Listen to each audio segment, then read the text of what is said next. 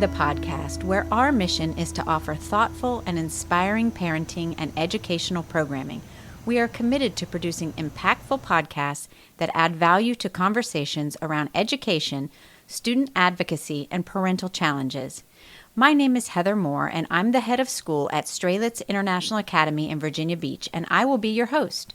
I have over 28 years of experience in independent schools, with 8 years as a head of school and 20 years serving as an independent school chief financial officer. I also have raised 2 children, one finishing medical school and one starting law school, and have been married to my wonderful husband for over 31 years.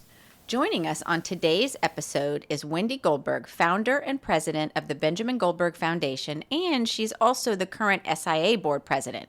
She is here to discuss the work of the foundation and how it is transforming healthcare through the arts. Welcome, Wendy. We're so happy to have you here with us today. Thank you, Heather. It's a pleasure to be here. So before we dive into the work of the foundation, why don't you tell us a little bit about yourself and a little bit about your background? Sure. Well, I am a CPA. President of W.C. Goldberg and Company PC, a firm I've had for almost 20 years. Wow. And I now specialize in client advisory services for businesses and nonprofits. And that may have been the reason you asked me to serve as treasurer on the board initially. It could have been. Yeah, but, over the past 6 years, I do have to say, of serving on the board as a whole, it's just such a beautiful experience to witness everyone from the administration to the staff to the parents and just the Jewish community come together and support the school. And, it just takes me back to the way I felt, in our time with Ben. Yeah. So, it's an honor to serve. We love having you. You have been an excellent treasurer. In fact, I hated to let you go as treasurer, but I was happy because you were becoming president. So it worked out to my benefit either way. But so you're actually the president and founder of the Benjamin Goldberg Foundation as well as your corporation. So you have a lot on your plate. I do. Yeah. Wow. Yeah. Can you share with us a little bit about your healthcare journey and how it led you to setting up the Benjamin Goldberg Foundation? Yes. Just a little background. Yeah. Ben was a student at SIA. In the summer before he was to enter kindergarten, he was diagnosed with a rare cancer called neuroblastoma. Okay. So we sought treatment here at CHKD, and we also sought treatment at Memorial Sloan Kettering Cancer Center in New York. So we did. It was really cool to go between both of the hospitals during those 3.5 years, but it was really during our time at Memorial where we were exposed to something called integrated medicine. Okay. And, that mainly for us, it was dance therapy and meditation. Okay. So Ben's father had a background in music, and it was a huge part of our lives. And I have a dance background, so we were like, yes, bring this on. And there were what those experiences during his treatments there really kind of, diffused the anxiety for us and really allowed the family and the caregivers to show up in a real meaningful way. And, when Ben passed, it took me a while to decide how I was going to honor him. And, he's best known for walking these halls, dancing and singing. Oh, yes. And with his sparkle Michael Jackson glove, hat, all of those good things. I mean, we let him be who he was. So I didn't jump to anything in the beginning, but I wanted to be really to honor Ben. And I was volunteering at our local children's hospital here at CHKD, and I was walking the halls, and I thought, wow, why can't we do this here? Why couldn't we bring some of these integrated services here? It just felt like a void. So that's when I started the Benjamin Goldberg Foundation, and we started, working with CHKD to talk about some of these therapies, and even talks of starting an integrated line here. And that was pre-COVID, and those talks kind of stopped at COVID. And yeah, I can imagine. Right. So it really they had to focus on essential care at the time. But I can't say this as our official tagline, but it does seem to resonate when I say it. But it was during those integrated therapies and during those experiences with integrated medicine that it didn't change the outcome for us, but it did change our story. Yeah. Real quick, can you tell our listeners what is integrative medicine? What does that exactly mean for people? So integrated medicine is more of a holistic whole person approach Okay. to healthcare. So let's say, just easily on our experiences at Memorial. So just the allowance of a dance therapist to enter the room during treatment, or a meditation guide to come in Okay. and weigh in, and they are there as support. That is, whether it's movement with dance or it is meditation, it's kind of there's therapy going on the back end, Okay. but those integrated services are kind of the way into the child. Okay. That makes sense. Understood. Yeah. All right. So why don't we move on to tell me what some of the main goals and the mission of the foundation are, and how are you all working towards achieving those? Sure. So our official mission is to empower and support children and family on their medical journey. Love that. Yes. And so over the years, I know that sounds very, very broad, but I wanted that was by design. Okay. Really, because in the beginning, integrated medicine was a word even our board had a hard time understanding. Yeah. And we weren't sure how we were going to tackle that. So I wanted it to be broad enough that it would be a bigger umbrella for us to do other things in the future. But what we do, and we recently have described it in 3 pillars, Okay. which we strive to improve the healthcare experience through our 3 pillars of creating inspirational healthcare environments, developing and supporting arts and health programming, and serving as a community resource. And we were really methodical about how we approach some of these programs. And we have a very small staff that work part-time, 3 or 4 of us, that are checking our emails at night and things. So, we have surveyed the community. We are interviewing other nonprofits because we don't want to be a duplication of efforts. Yeah. A lot of times there are creative arts therapies that are more of them than there were even 5 or 10 years ago in the community. So we don't want to duplicate efforts. So it's interesting to find out what other programs are going on in the community. And we also work with health systems to support and develop programs internally. Okay. And raising awareness is a big one too. We just put on our first healing arts and medicine, music and medicine virtual CME conference for interested folks and physicians to get CME credit. So really teaching the community and the staff how important these things are. Right. And helping them just to understand how this type of therapy can help their patients, if it's a physician or, a PA or a nurse or whatever their background may be. But I feel like they need education so that they can understand how this might help their patients.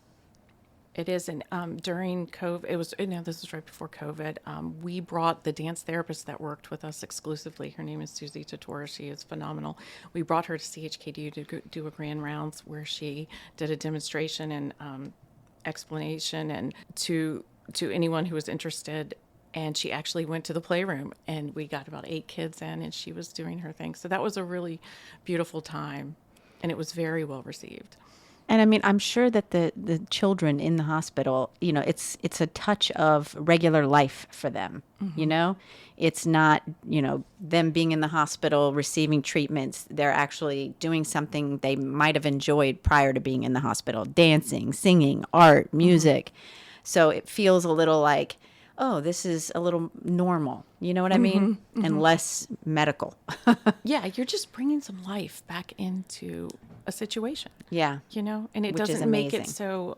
so arduous or so hard. Makes sense.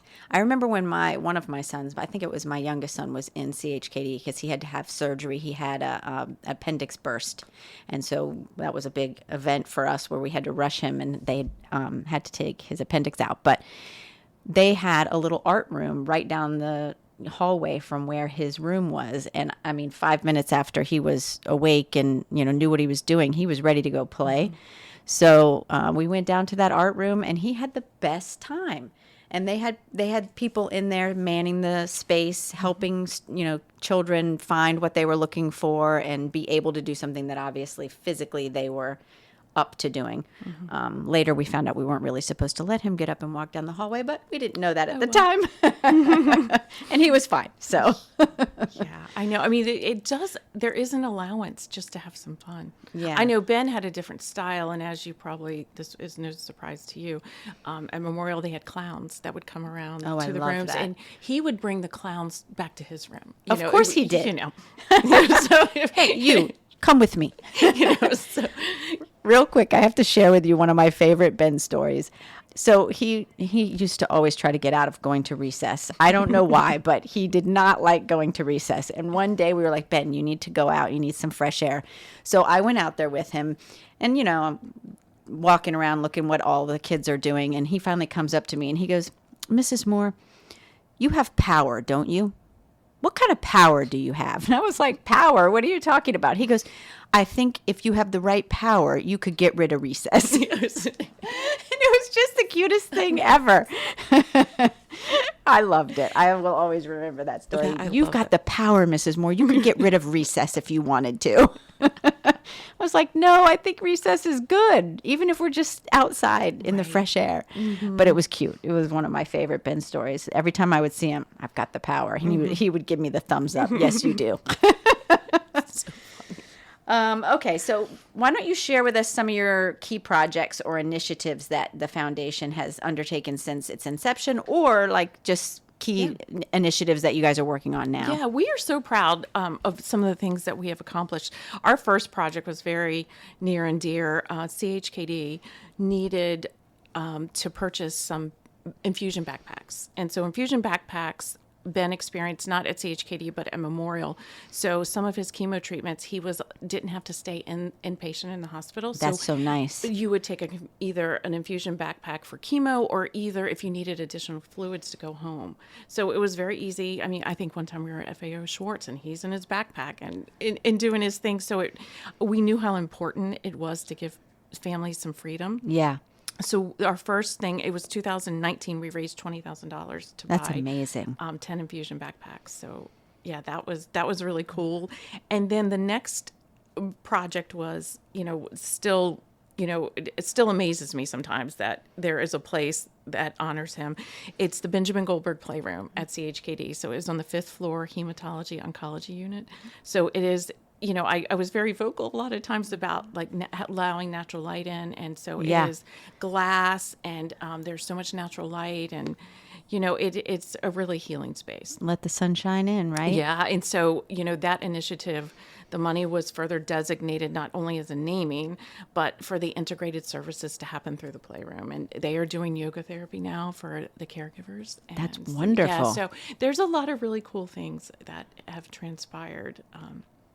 Yeah. And so that's in the CHKD hospital itself? The main hospital. Okay. Mm-hmm. Yeah. That's wonderful. Yeah, and our golf tournament, the funds are designated to the new mental pavilion at CHKD. There's a multi-purpose room, and that space was interesting to us in the fact that a child could have a medical condition and a mental condition. Absolutely. So they could have anxiety and maybe have a heart issue. Yeah. And so those children needed a special space to get extra care if needed. So the funds from our golf tournament every year go to the 13th floor multi-purpose room there. That's wonderful. I know.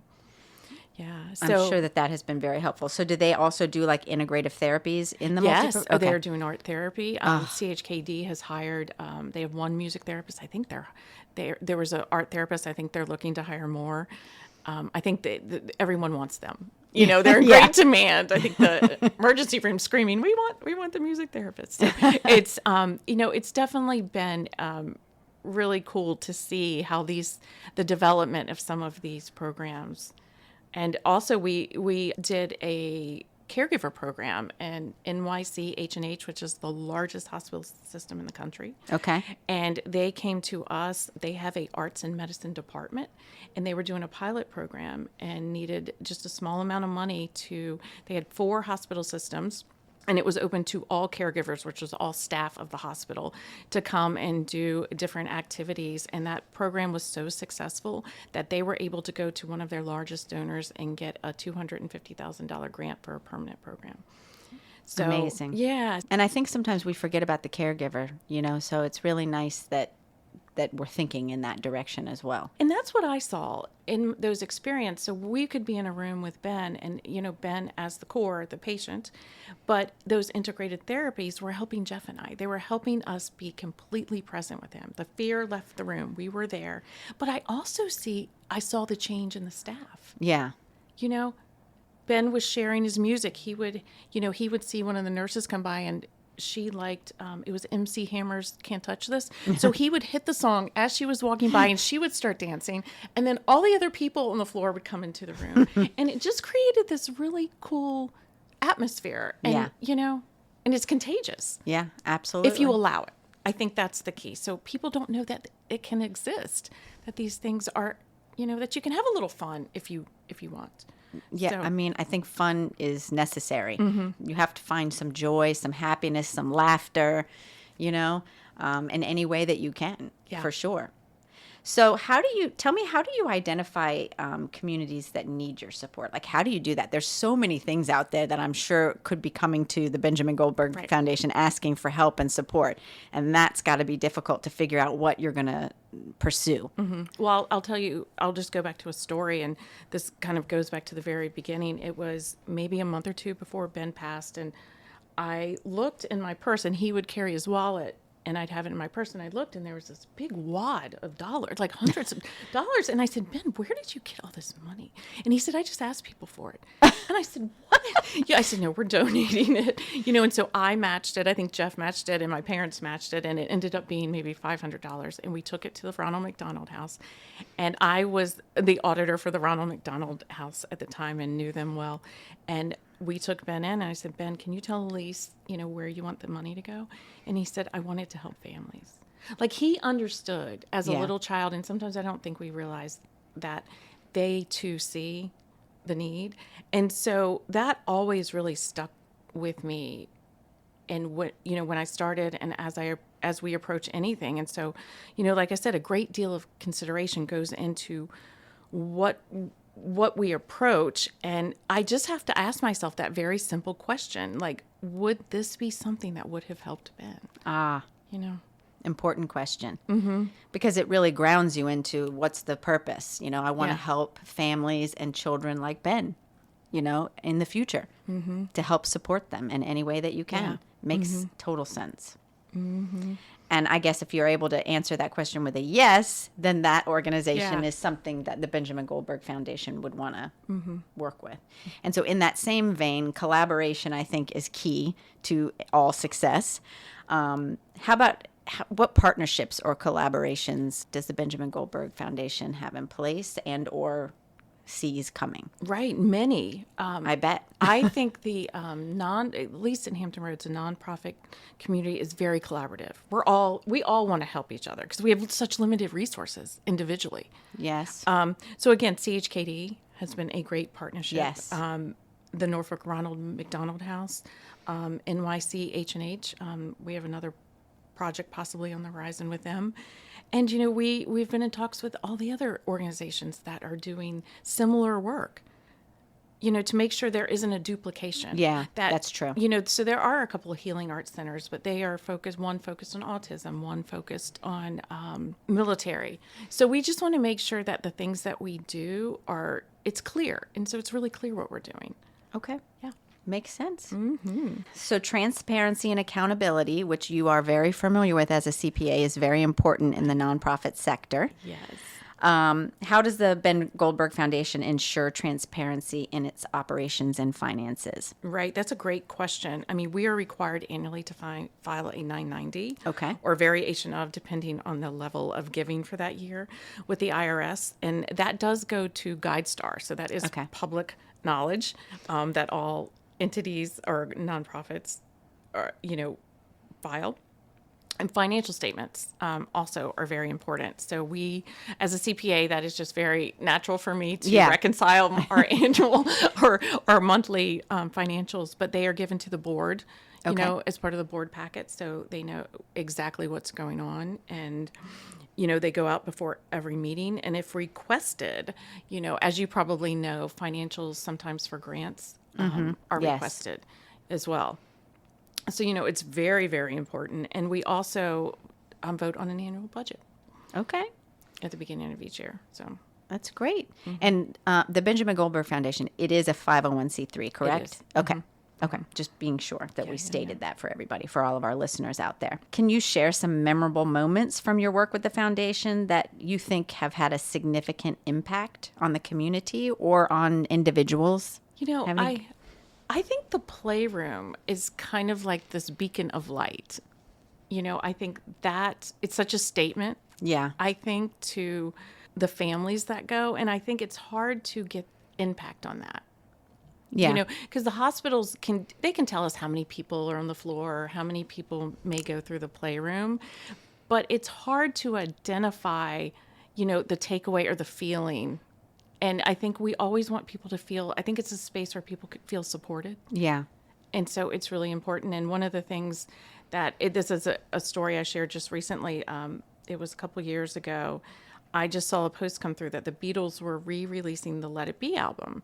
And it just kind of came to me. I was like, oh, wouldn't it be cool if there was a sign in the playroom that said Let It Be? And then I was like, oh, it could have a neon thing go down the side, like a little lit at night. Because, a lot of families aren't on the floor as much as we were. They're more acute, couple days in, couple days out. But when you have a child that has a more chronic disease, you could be inpatient for a week or more. Right. 28 days maybe. So sometimes as a parent, you might go grab a cup of coffee or walk the halls at night. And it just felt so cool to have, maybe have a little sense of inspiration. So I called my cohort at CHKD and she was like, oh, yes, let's do it. And the project just kind of happened. They had funds that were available. We contacted a local artist and we went back and forth on some sketches. And so now this sign lives in the playroom and it says, Let It Be, with a little dedication. And I just hope that it brings some inspiration to another parent or family, when they're going through a hard time. Absolutely. Mm-hmm. Very nice. Love it. Yeah. Did you happen to notice that, I don't know if it's still there actually, but the Chrysler Museum had a photo exhibit from Paul McCartney, some of his personal photos from the very beginning of the Beatles' existence and touring. Someone just said it and I saw you post about it. I did. But I didn't know it was local. Yes. Oh my gosh, I'm going to go down there. You definitely should. It's wonderful. It's an absolutely fabulous exhibit. But also they had the curator come from the UK who originally did the gallery exhibit. And so she explained some of what was behind the photos and Paul McCartney's statements about the photos and what was going on in them. And it was so interesting because when you look at all of that, you realize these boys were boys. They were kids. And all of a sudden they were thrown into this, we're the most famous people on the planet, but they were still just boys, So it was very interesting to hear that side of the behind the scenes of the photos. The whole time I was in there though, I couldn't help but think about Ben while I was touring it, because I was like, oh, this is so him. Yeah. And so just to share with the listeners, I think it was that last year. I mean, he just became fascinated with the Beatles. He would walk these halls. I don't know if collared shirts are still required at the school, but at the time they were. You guys were so gracious because they needed to be buttoned up, and you guys let him in many days. I think all days. He either showed up with a Michael Jackson, Daft Punk, or Beatles T-shirt under his collared shirt, and you guys allowed him to wear it unbuttoned. And I thank you for that because it was a very big part of his morning. Yes, absolutely. Which one is he going to wear today? So many people want to make a positive difference in the world, but they don't really know where to start, What advice would you give our listeners if there's somebody out there who's thinking about trying to start a foundation? Right. I mean, follow your passion. Okay. I mean, I think I didn't know what we could accomplish, really. Because the concept of it wasn't, we didn't have, it's very easy sometimes if you think about the food bank, you're going to collect money and you're going to serve, or you're going to collect items and give it back. This was very broad. And I thought, I definitely had a background in business and definitely specialized in nonprofit. So I knew all the things that it would take to do this, but I wasn't sure, but I just followed that little voice inside that said, yes, I have to share this story. I have to at least try to make it better for someone else in the future. So, and then look at all the things that have happened from that. It's been amazing to watch. So I would say, and it can be small things too. You don't have to start a whole entire foundation of your own. Like we have a junior advisory council, a group of children who want to serve and help, and we let them, in their creative ways, pick projects and come together and talk. And, that's interesting too. I think that's like a crucial component though of your foundation. I really do. And I think it's different. I don't know very many foundations that have a junior advisory board. I love that about it. Yeah. I mean, it's tricky sometimes because the kids are busy. Yeah. I mean, these kids are like, when I was growing up, we didn't have all this extra stuff going on, but somehow it works. And, there is a cohesive unit to it. And, just recently, prior student of SIA, Hayden Kaplan, just raised in one night $5,000 Amazing. with his dodgeball tournament. He does every Dodgeball year. tournament? Yes, he did. Yeah, he has. It's I called love it. Gaming for Gold. So every year it changes a little bit, but it's so important, and kids want to give back.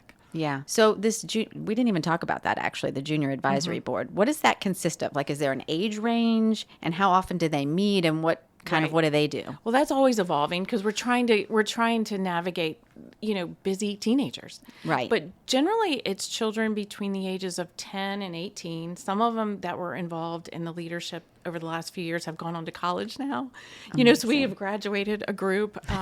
But we started during COVID and we met virtually. Okay. And so, we taught them how to do an agenda. So we had like a beginning, middle, and end of all the meetings, and we would shout out to anyone who was doing some efforts in the community. We would recognize birthdays. They picked a project they wanted, and we found a community partner who would up to $500 match That's their amazing. fundraising. So, I mean, it's a learning thing for them as well. I know they need it for their resumes and for college applications, but it does feel like it's really something they enjoy. I don't get the feeling that their parents are making them do this by any stretch of the imagination. Yeah, I'm sure. So we decided to meet more in person this year. That's good. Yeah. So if somebody is interested, if one of our listeners hears this and says, "Ooh, this would be a great thing for my high school student," and or I'm interested myself, how would they reach out to you? Yeah, they could reach out to us directly at admin@benjamingoldbergfoundation.org, and we could give them some information. Okay. How to get involved. Love it. Absolutely love it. So looking towards the future, tell me what your hopes are, what your aspirations are for the Benjamin Goldberg Foundation. It's this idea of social prescribing has been so interesting and so well received recently. I was invited to go to a convening in New York City last year. It was started by 2 medical students who were in their residency and just felt like there was something missing from the medical process as a whole. Yeah. And there's a model in the UK where this is integrated into their medical model. So for instance, let's say Ben was in between scans and not doing treatment, and he was going to the doctor for a checkup, and the doctor would say, "Ben, we know you like music." And he'd say, "Yes, I love music." And he could actually prescribe music therapy or a music activity to Ben. Then we as a family could take it to a link worker, or which equates to a social worker. Okay. And then in turn, that social worker could connect us to resources in the community that are providing the service. And in a perfect model, it would be funded by insurance. Amazing. So it could be anything like, I'll tell you the definition. So the World Health Organization defines it as a means of connecting patients to a range of non-clinical services in the community to improve health and well-being. So it could be something as simple as a food prescription or gardening. Okay. And there was a pilot going on up north where they were working with the elder population for social isolation and tracking some of that. So, Okay. This idea I think is connecting with everybody. And when I speak and talk about it, people will come up to me and they're like, "Oh, my daughter this," or "My mother this." And what do you see with this? And so what the foundation, we have an event coming up next month where we're going to do a movie showing of the Netflix documentary American Symphony. Mm-hmm. And which is a soft kind of introduction into how music can heal. Okay. And then we're going to have a 4-panel discussion with professionals and organizations in the community to kind of open up these conversations.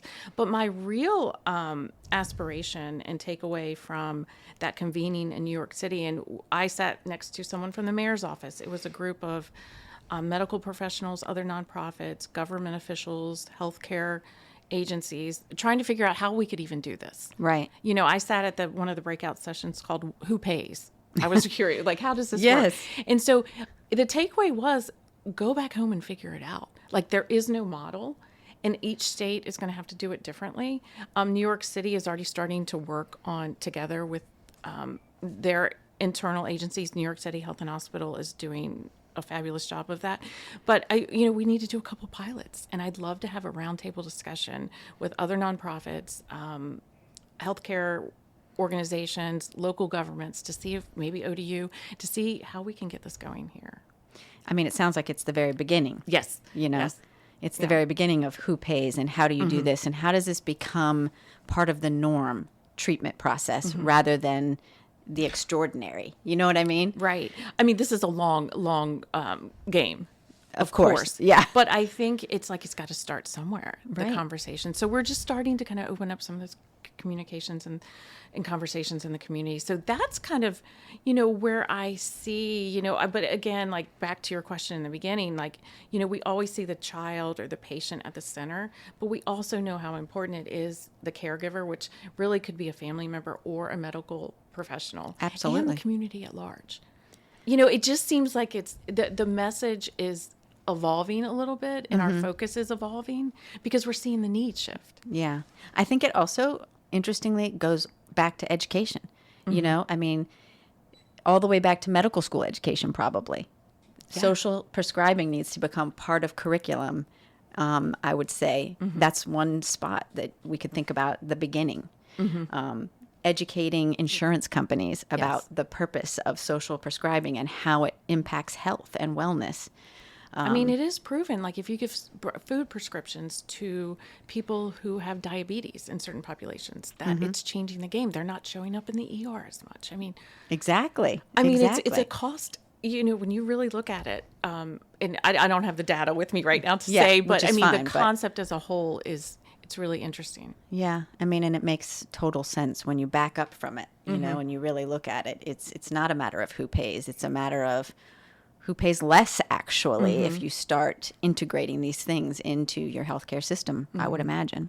Yeah. It all relates back. Yeah. Education, health, wellness, it all goes together.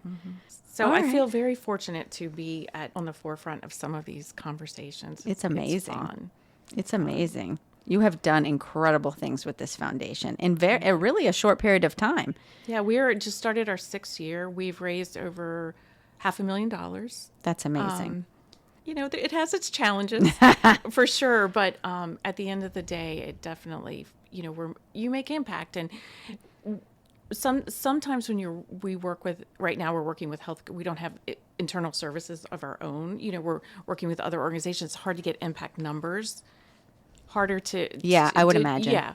So, that messaging is very important to us. We're always talking about, is our messaging clear? How can we make this a little more streamlined so people understand exactly what we're doing? Yeah. Well, I thank you so much for joining us today. I think that this has probably been very informative for our listeners, especially for people who've never heard of integrative medicine or social prescribing. All of this is such new territory, but vital work that you're doing for our community as well as beyond our community, obviously. Some places like New York are a little bit ahead of us, I think, but because you're here, I think you're advancing our community at a more rapid pace than maybe we would have. And that's an impact for you to think about, actually. Well, thank you.